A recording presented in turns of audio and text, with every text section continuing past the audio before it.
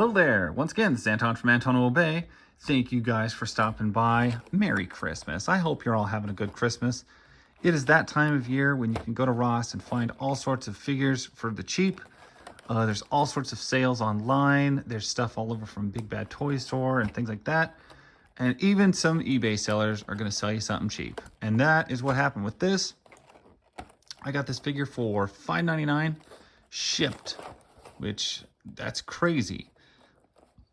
Everybody knows, if you watch my channel much, I've got quite a few Deanna Troi figures. I'm a big fan of Deanna Troi. I love the figure. This is different than those figures. This is Star Trek's Playmates' big screw up, or one of them. So the story with this particular figure line and their particular height, all of their figures used to be 3 3/4 inch scale or 4 inch, something like that. And you could get every character. They always had everything, and everything would blend together. Everything matched in line. From one show to the next, you could always keep things all on the same plane and interacting with each other.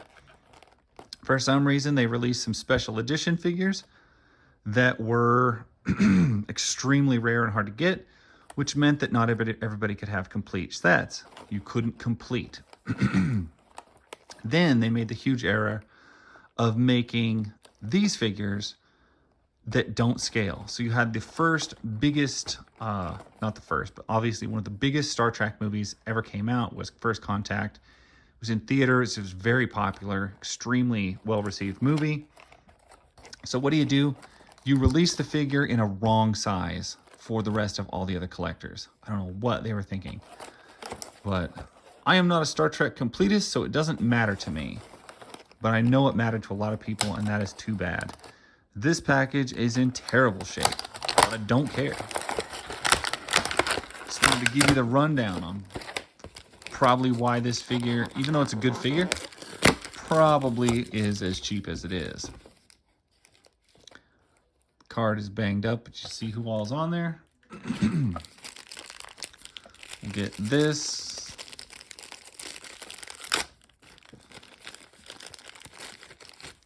I want to say First Contact was 94, 96 is when this figure came out. So probably 96. Is she tacky? No, she's not. Good. And what is up? Okay, these accessories are proper.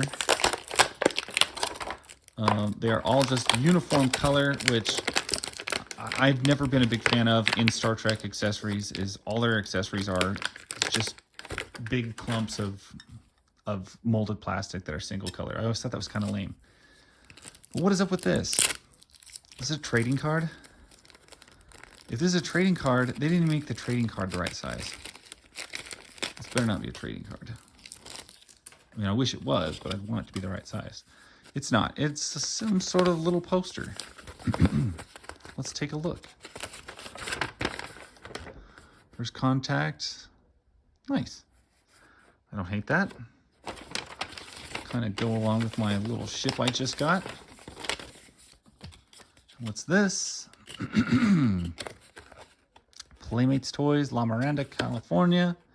Customer reply card. I always used to love stuff like that. It gives us just into action figures and things.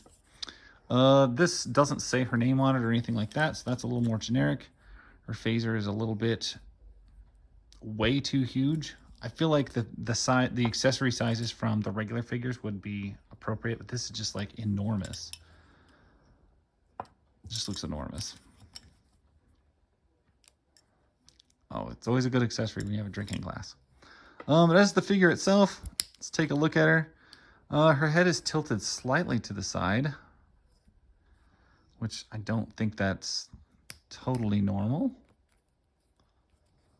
We have a little bit of paint sticky smear right here on the front. Could be paint damage.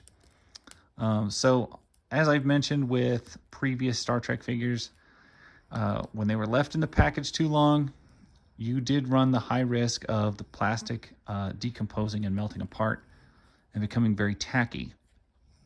I have a feeling that started to happen with this figure, but the package gave way and let air in and basically saved the figure, but you do still have like sticky parts where the other package has touched into it and probably just made a goober. As this thing was sealed, but it does have scarring from the plastic, which, yeah, that's what I'm going to say, because it's got it wrapped around the leg too, on this leg. Basically where the other package melted into the already melting figure. So, what's the articulation on this gal?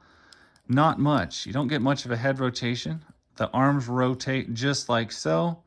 You get an upper bicep swivel, an elbow joint, nothing at the wrists, waist rotation,